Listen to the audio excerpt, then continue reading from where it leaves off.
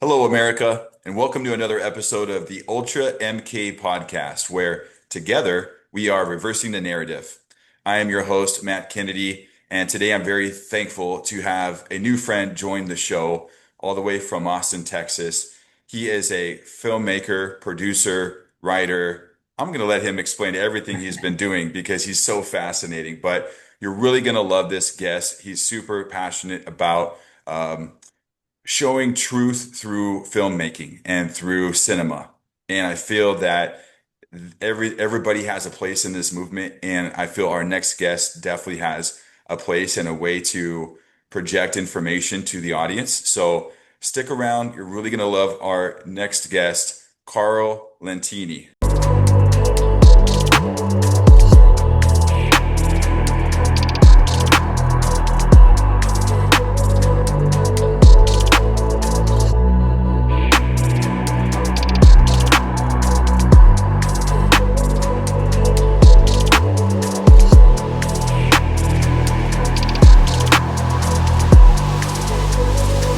That is our obligation, to inform and alert the American people, to make certain that they possess all the facts that they need and understand them as well, the perils, the prospects, the purposes of our program, and the choices that we face.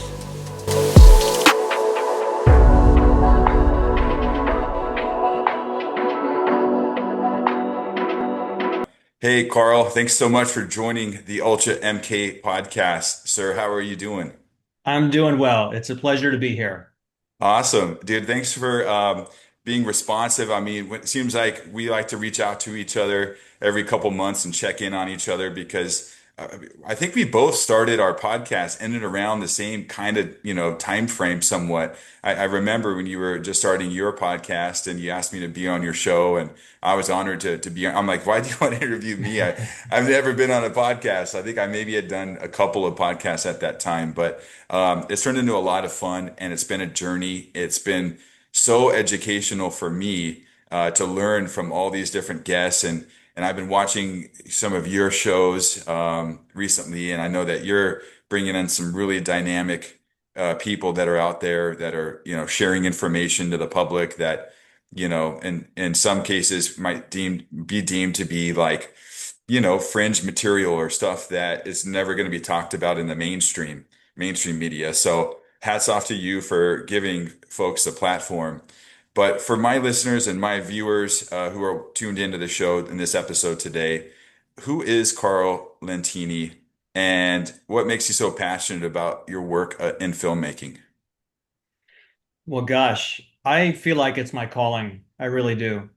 I've been at it for so long and I've been wanting to do it for so long. And there's a lot of other things I could be doing with my life and with my time. And filmmaking, for anyone out there who's made movies, it's really, really hard. It's really difficult and it costs time and money, and you probably shouldn't be doing it. But if you do continue to do it, then you have a real passion for it. And whether you succeed or not, to me is not as important as the journey that you're on. So I just Yeah. want to keep chugging along. It's awesome because I've watched some of your trailers that you've made to put out for your latest film that you're making, Men of Law. Am I saying that right? Men of Law. Yes. That's in post production right now. And growing up as a child from a kid from the 80s and 90s, seeing a movie with really good plot and really good dialogue amongst characters to me is refreshing because over the last, say, 20 years, we've just been inundated with so much CGI and special effects and green screens and all of this, post production, just too much busyness, not enough like rooted, slower paced, understanding of character development and storyline. So I really like your authenticity in the films that you're making. I haven't seen some of your earlier films yet, but I'm hoping to get to those. What makes you like as a producer, what kind of things do you really like to focus on when developing a film? I like to focus on what moves me because it has to be something I care about deeply and that I enjoy doing and something that's valuable mean something to me. Otherwise, you're not going to last. The weeks and months and years and all the heartache and all the effort you put into it, it really has to be something that you love yourself. And I'm grateful that other people, are willing to join on that ride with me. And by the way, the film is complete. It is Oh, complete. good. It is done. Okay, awesome. So, is it going to be, is it viewable through like online mainly, or can people stream it somewhere? Is it going to be in certain select theaters? How can people see your film? Well, we're working on that. We're Hmm. now talking to distributors. I'll say Okay. that. Okay, good. Yeah. So it's still in the process to come out to the public, but it's finished as far as all the final touches and edits and things like that. Yes. Can you tell us, our audience, a little bit about the story? Yes. Story, it's about a former detective, NYPD. He and his daughter, his teenage daughter, go to visit a cousin of theirs in the backwoods of Texas, out in a ranch, out in the woods, an older guy. And they're having fun and enjoying themselves. And then the girl is kidnapped by a local gang of, criminals. And then the cousins, the detective and his cousin, they feel like law enforcement isn't doing anything for some reason, and so they launch their own investigation. So you have the elder, Texas strong type of guy, the cousin, and then the detective who approaches things from a more cerebral, investigative angle. Um, so that's the storyline. They kind of launched their own investigation. Um, Interesting, and that really does hit home for a lot of bordering states of, from the U.S. Mexican border, especially from the last, say, 4.5, 5 years, when there was a lot of trafficking happening on both sides of the border, U.S. Mexican border.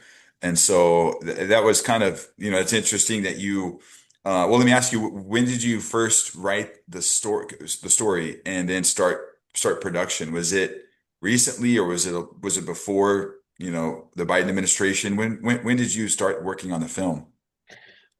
Charles Gorgano and I started working on the script in 2020, in about early 2020. We had written two other scripts together, and we both wanted to write a script that we could afford to shoot ourselves, something really, really low budget. And so that became Men of Law. So 2020, we wrote it, and then Charles sadly passed away in March of 21. Mm. And then I was like, what am I going to do now? Um, so I, put it aside for a few months, picked up the script again, made some changes to it, and then finally in 2022 started planning the production. Awesome. So you wanted it to happen regardless. It probably was a setback that your partner had passed, but there was something inside you that drove you, that made you want to complete the vision that you guys originally had. Absolutely, absolutely. Because otherwise, all that work that we did, all that camaraderie, all that, you know, when it clicks, it works. And it's a really special thing when you have a creative partner who you click with. And you want Hmm. to savor that. Otherwise, that would all been for naught. I was Yeah. like, no, no, I have to go on and do my best to make this film. It's very honorable. I'm glad that you stuck with it, and I'm really excited. Actually, I want to show the audience of the podcast your trailer that you told me about, and actually have your YouTube channel pulled up. So I really encourage the viewership to check out Carl's YouTube channel. And let me pull it up here. I'm going to go ahead and share screen. The page pulled up here. You can find him on YouTube at Men of Law underscore movie. Man of Law underscore movie has an icon of with a woman wearing like a burgundy sweater. And this will be the page where Carl has all of his podcasts. He has Men of Law podcast. So really, really amazing conversations he's having with some very unique guests, um, in person and virtual. That's cool to dig into some more of these. But let me go ahead, and I want to bring up this trailer and share it for our audience here. That's the Okay, road, that's the you're store. the one who doesn't know where he's going. We got some fresh meat in town. Where are you from? Brooklyn. Ah, yeah, Yankees, huh? All this could be yours. Hey, I looked you up. Former New York City police detective. First grade. I didn't know that.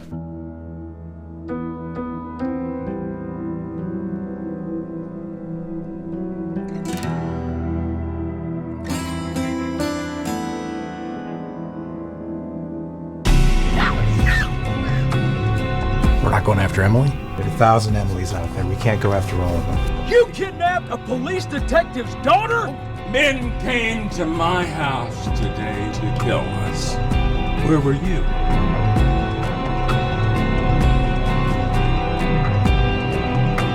Did you bring Emily here? You ain't found her by now, okay? She's long gone. Long gone. Sheriff, I don't want my daughter to be the next on the table! She could be next out there. It's my daughter, not yours! So when do we start killing people?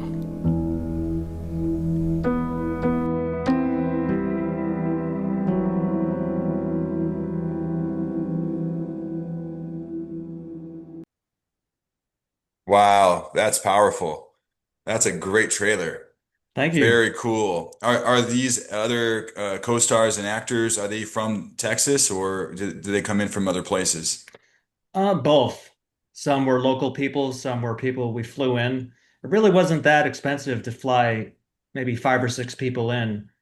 And all the auditions were virtual, which is a great thing these days. You could be an Yeah. actor living in some other country or any part of the US and audition for a movie. That's awesome. That's awesome. I'd like to hear more about your earlier work. I know I had looked you, I told you I looked you up earlier on Grok, and Grok has all kinds of information about you on there that you didn't know about, Wow. but it's humbling information. It's really cool stuff. So, is it true that you actually started with your dad's Super 8 camera back in the day before going to film school? Yes, yes. Back in the day, you didn't have video cameras, you had a film camera. And this particular type of camera had sound on it, a magnetic sound strip, which means you could record sync sound on film, which was a big deal in those days. Normally, film, the sound and picture are recorded separately. But at that time, Kodak made film that was just sound and picture recording at the same time. So my dad had that camera for family, whatever, home movies. And then my neighbor across the street, who I was friends with, he's a little older than me. He knew that I had this camera, and he got a hold of some Super 8 film somehow. He's like, "Hey, you want to go out and shoot something?" He's like, "Okay." That's awesome. But that's Yeah, fun when you have access to even that technology at the time is pretty state of the art, and to have that and I mean I remember when just the bigger like on the shoulder camcorders came out, and yeah. I remember going out with some of my buddies filming us skateboarding and we'd carry that lunky big thing around and but you took pride in taking the time to make something that you could rewatch later and we learned how to edit with a couple VCRs back in the day, but Mm. that's interesting. So and then you went to film school in Boston, is that right? Yes, Cool. Boston University. Awesome. And what kind of things did you learn? Did you take away from that school? What I really learned was how to be organized and how to meet deadlines. Hmm. So, like, were you anticipating wanting to, did you not know your path or trajectory for film? So you were just kind of getting a broad understanding of film production, so it would give you a wide array of opportunity, or did you already have something you want to kind of steer towards a target? I was steering towards the target, definitely. I wanted to go to UCLA film school, but I didn't get in there. But I get into BU. And then after I graduated, went to LA. I mean, at that time, the magic of Los Angeles was still present. Yeah, people will still get noticed, or you can still audition for things and end up on like TV shows or commercials or sitcoms, things like that, right? Mhm. What era was that? Was that like 1990s or something, or when was that? Well, I hit LA in 91. 91. Okay. Yeah. Did you do any other auditions in LA when you first arrived, or anything you can remember? Oh yeah, I did a lot of auditions for commercials, plays, even some indie film stuff. I Awesome. I performed some Shakespeare even. It was a huge challenge, you know. Yeah. Oh, yeah. Just me flashing back right now to Shakespeare in high school. It's hard just to interpret what they're trying to say and being able to speak in that language to understand, you know. I think it was when I watched like the Romeo and Juliet film that came out in the 90s with Leonardo DiCaprio, where I really felt like I understood the movie much better and that depiction of that film. But interesting. And then you made your first movie. I mean, possibly, you correct me if I'm wrong, but Cleaver's Destiny in 2013. What was Yes, that film? well, I had wanted to make a movie. I was determined to make a feature film, and you know, I wasn't able to sell a script or raise money to finance something. So, all right, I'm just going to write something I could go out and shoot myself. And I had made a short film about a homeless guy. It was kind of a comedy, a goofy homeless guy. And it's like, well, that character kind of kept stuck around. You know, he kept knocking on my door, and so I developed a story around him. It became kind of a drama. Um, and so in 2008, we shot the film just guerrilla style out in the streets. You know, no permits, very low budget. I can talk about it now, I guess. Yeah. So many Yeah. years later. Right.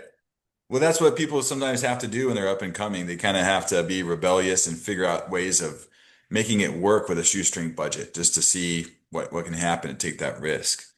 But Yes, and the DP, which is director of photography, Joe DiGennaro, he was all about that. He was great at that because he came up through independent filmmaking in New York and some, you know, establishment type of stuff.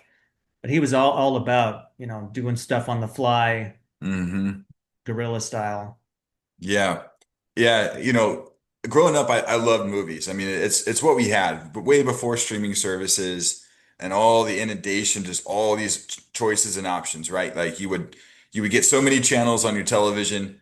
If you are rich, you got cable television, and then you'd see movie previews coming out, right? And then you'd anticipate, man, I got to go see that film. I want to go see that movie. That was a big deal in the 90s, 80s, 90s, to early 2000s.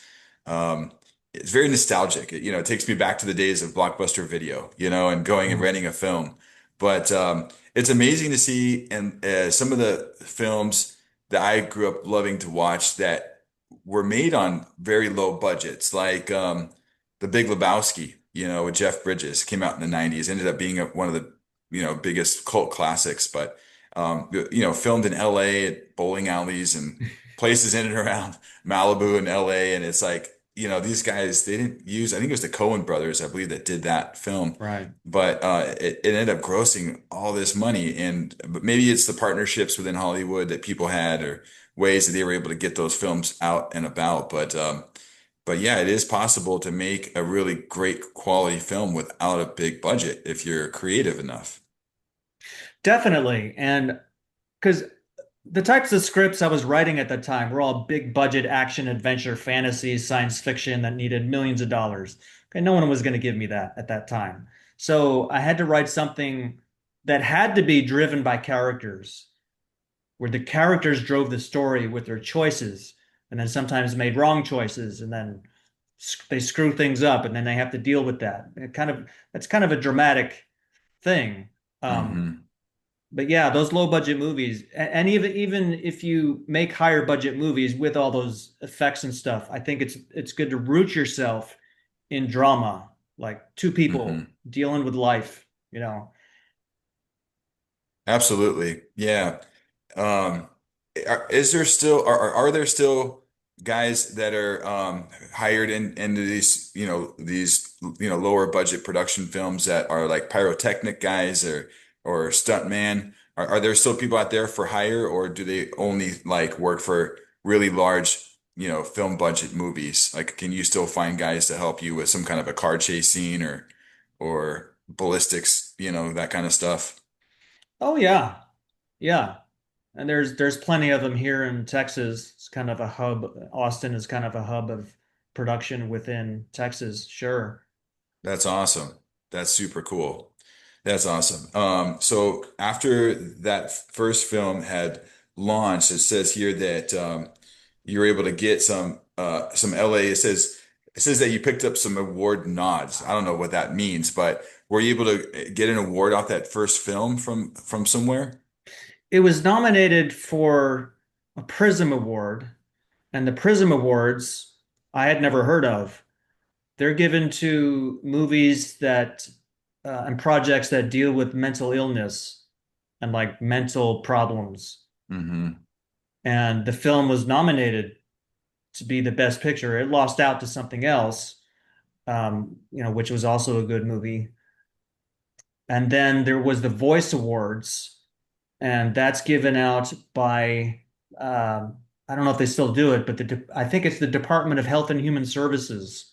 They have a division within that gives out voice awards to like social issue type movies and projects. So mine got an honorable mention for that. Are the Sundance Awards, are those still, is that an award ceremony for indie films? Is that still a thing? Sundance is still a thing as a Yeah. festival. Yeah. I don't Okay. know what, I'm sure that every festival gives out some kind of awards like best of festival or best director or best comedy or whatever.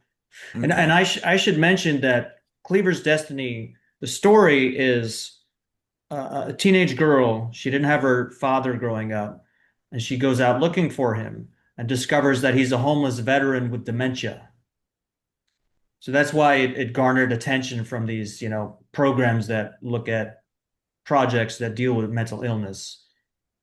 That's cool. That's interesting. I mean, it seems like more people should shine a light on some of these matters, especially like people who've served in the military with PTSD and have mental issues. And I think that now I think I see like more mental illness in society now more than ever. So that's good that you were able to put that film together. Absolutely. And I just wanted to find what's the best story here. And you kind of when you're writing, they teach you you always want to up the stakes. How could this be more difficult for these people?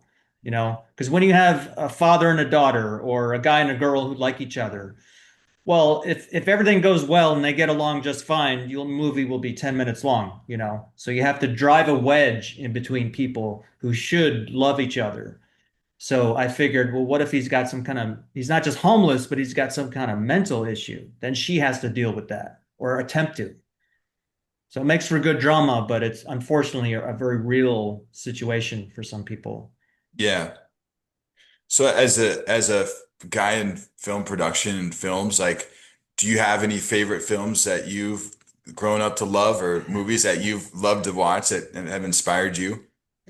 Yeah, as soon as someone says that, I think of Star Wars. Oh You know, yeah. the very first episode 4 Star Wars, it was like a religious experience when I first saw that. And ironically, I was like 8 years old. And ironically, I didn't want to go see it because I was a fan of Star Trek, the Yeah. TV show. And my dad had read about it in like the New York Times or something. He's like, no, no, we got to go. I was like, just being a dumb kid.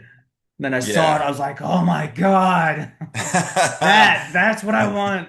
My whole life, I want that. I want to That's live awesome. there. It was amazing. Yeah, I remember the first time I saw it. Now I didn't see it when it first came out. I was born in 82. So I didn't see it till late. Like it had already been out because I think it came out in 78. Star Wars came out 77. 77. And so it had already been out for a while. By then it already, I think Return of the Jedi had already hit by the time I was like going to movies. But yeah, for the times it was super advanced and well written and opened up all kinds of paradigms of good versus evil and stories that could be told in, semaphore of, comparing real life to fiction, nonfiction to fiction of what we're living in, in the world with the empire. Like, who is the empire now? Is it the New World Order? Maybe, but it just seems like there's a lot of crossover, and George Lucas was trying to portray that, in those films. Absolutely. And he succeeded, beyond his wildest imagination. And if you go back and look at the story and him constructing the story and why certain things are the way they are, he was a student of Joseph Campbell and the monomyth, the hero with a thousand faces and archetypes. And I love that stuff. And he deliberately made a movie that was trying to capture like a new mythology. And that's because it's like there's certain aspects of our psychology that every culture, every person, everyone goes through. Hmm. That's true. That's true. And to create a storyboard narrative that allows a viewer or the audience to kind of see it unpacked over not just one film, but multiple films, in a series. That's to me, it was really interesting. I think prior to that, or maybe around the same time as that, as the Star Wars films was like Indiana Jones, and seeing all of those different stories and the adventures that he would get in, and to me, it's like, man, that was when filmmaking was so cool, when it told those stories and lets you, imagine what things were like and was they were just really creative plot lines. Absolutely. And Indiana Jones, going back to Raiders of the Lost Ark, most indie fans are going to say that was the best one. He's not a superhero. He's not superhuman. He's just a guy who believes in something and is willing to take chances to go for it. Hmm. And he's not some great fighter. And it's like from his soul. Hmm. And Yeah. and you see so many other stories that kind of build up the hero to be something more than what a person can be, if that makes Right. sense. You're right, because then it makes people feel like, well, I can never really be like that in my own life or in my own world. And we absolutely can, with enough passion and ambition and drive, you can be led into all kinds of amazing situations. Um, would you ever do a science fiction film if you had maybe some investors or people to help you put it all together? Or have you ever done or thought about sci-fi? I've got the script for Oh, really? it. Yes, yes. So, Interesting. I, and that was a challenge too, because how do you make a science fiction movie that hasn't been done before? It's like, how do you possibly do that? So I wanted to go in a more psychological direction instead of us versus them battles and that kind of stuff. I wanted to go in a different direction to where you really capture the mystique, the mhm, mystery of because there's so many things about humanity, about this planet we live on that are mysteries that we don't know about. Imagine mhm. some other life form from somewhere else. Right. Yeah, I have a good friend of mine that's a sci-fi junkie, and it dates back to Battlestar Galactica and all of the other, and he's able to like take things like Star Wars, Star Trek, Battlestar Galactica, all these Dune, all these films, Tron, all these things, and he sees patterns of certain things that kind of cross over.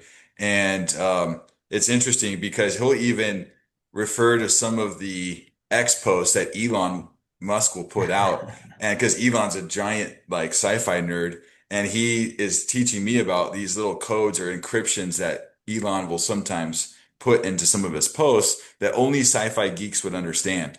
And it's really cool actually, because he's 10 12 years my senior, so he's like a big brother to me. And Michael, if you're watching this, thanks brother, I love you. And it's really cool to see like some of the sci-fi realm come to real life now because we're in 2026 and the whole you know uh what would you call it? The transhumanist agenda that we start to see with certain technology companies and other companies, DARPA and, government institutions that have been doing experiments and stuff. And with all the declassified stuff coming out to the public, we're like, wait a minute, I thought that was only in movies. That was disclosure of what people have actually been experimenting with, and now they're starting to roll it out, and people are projecting robots into society, over the next 10 to 20 years, doing field work or manufacturing jobs, things like that. So like, do you see that? Like, do you see being a film lover as a young man or child watching movies, and now we're like fast forward and we're starting to see that things in movies are coming to life. Do you see things like that? Oh, absolutely. Absolutely. And I learned that early on because I was a big fan of Jules Verne when I was a kid, reading his books. He was around in the 1850s to I guess, Hmm. to the late 1800s. And he's writing Hmm. about nuclear submarines and launching a ship from, or launching a cannon from Florida that would go to the moon. I mean, he was really prescient, is the word, prescient about a lot of things. And you read it and it's like, wow, Arthur C. Clarke was prescient about a lot of things. Hmm. So my opinion is we need visionaries. We need people Hmm. like that to aggressively imagine things. Right. The more outlandish, the better, because sometimes some of that stuff actually comes true. So maybe they're kind of seeing the future. I learned recently, I don't mean to go off here. I saw a video about Philip K. Dick, who authored several books that later became movies. And he died right when Blade Runner came out, which is based on one of his books. And I didn't know this about him, but this video was talking about how he believed he wasn't just writing fiction, that he was kind of tapped into something, and that I think the CIA was like watching him or opening his mail and something. So it's like, what's going on there? You know? Yeah, I mean, the more we learn about declassified information and the government using like MK Ultra in order to control the minds of certain people, um, nothing is nothing is unbelievable to me anymore. Like you almost you have to keep a very open mind in 2026 and so forth because yeah, I mean, maybe these people were, a part of some um, you know, experimentation or I've even heard of certain like people with prophetic gifts that were visited multiple times by the CIA and some of them have even had passed away mysteriously because they had some way of tapping into information, whether it is from divine through God or they were able to see into different timelines or different dimensions. And I've heard stories of these people and have read testimonies and firsthand information of people that were around these people who can back it up. And so that's really interesting. I was just watching something on H.G. Wells the other night, and when he was making like World of Worlds, and I think he had found out that they were going to blow up one of the Las Vegas casinos that kind of looked like the Space Needle in Seattle, the one with the large building that goes Mm. up to this like saucer looking uh, room on the very top, or this giant oscillating flying saucer room. But there was a hotel in Las Vegas that was, um, I guess, brought down, many years back, and he had gone there to get, real life footage, because he wanted that to kind of be incorporated into some of his films when, flying saucers were blowing up buildings and stuff. But it was interesting to see what, certain people would do to capture that footage in order to bring it into a film. Mm. Interesting. Yeah. So, so you have the latest movie, Men of Law, and we're gonna start maybe seeing something come out. Like, is your goal sometime in 2026 this year to try to bring it out, or are you just kind of letting the cards fall where they may? I think the cards are going to fall for a release this year. Hmm. That's what I think. I could be wrong, but I'm pretty sure we're going to see it come out sometime this year. That's awesome. And are you going to keep making films and putting stuff out? Is that your life's calling? You're going to continue to do this for a while to come, as long as God lets you? That's right. That's right. Until I can't do it anymore. That's awesome. Yeah. And how's life living in Texas? Are you have you been there a long time now? I've been here 10 years now. Okay. And Like it a lot. you moved there from the East Coast? From Los Angeles. Oh, from Los Angeles. Okay. Yeah. I'm one of those people who left LA to come to California or to Texas, and all these other people followed me. Yeah, dude, they did. It was a mass migration in 2020. That's for sure. And yeah, Yeah, I'm here in California still, and I go between Northern California, Southern California, and yeah, LA has got a lot of work to do. And I know that the people of LA are starting to notice all the things that aren't adding up there. So you're not missing much, is what I'm saying, Carl. I'm sure where you're living now is much better, but I always am praying for my state and that California can improve. I grew up here and I love it, and it has everything you ever wanted to do and see. So.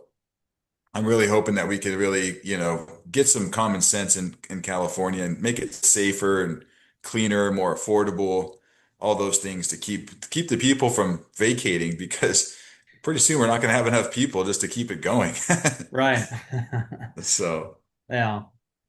well, awesome, Carl. I'm really excited about your work and all of the stuff that you're putting out, especially your podcast. I really want to bring the audience back to really encourage you guys if you want to tap into some really good content with Carl and his viewer and his I'm sorry, his guests that he's brought onto his show. I'm going to go back here to his page. I encourage everybody, if you can, to check it out and give him a like and a follow. Yeah, it's very appreciated if people like and follow. Yeah, I mean, Yes. I know what it takes. It takes a lot of time and effort and work to coordinate different people and their schedules and Mhm. to bring people on. I totally get what that's like. A lot of people just don't respond to you. I'm sure you have that Well, experience. I think timing is a big thing. And as you're building a new podcast, you just have to keep tabs. And I've had people circle back to me and out of the blue months later, like, hey, sorry, life got busy, and I'd be honored to come on the show. So for me, it's just tapping into to people and just trying to find out when the best time is, and it just seems like things just start to organically move and I really want to go back and rewatch the episode you did with Jack Cruz because he's super interesting, and you have to pay attention to what he says because he speaks quickly, he's so intelligent, and he's so methodical. You can miss things sometimes. So I need to go Mhm. back and watch that episode with you and Jack and Dr. Jack Cruz because that guy, he's been a whistleblower for a long time, and he's been calling out all the different things within society, like all the different DARPA programs within the government that have been rolled out through electronic devices and mind manipulation and all the things that are causing, health ailments within people, profit over people, industries, big pharma, big tech. But yeah, I was really, really impressed when I saw him pop up on my screen with you. I was like, yeah, he's getting some great guys on there. So that's really cool.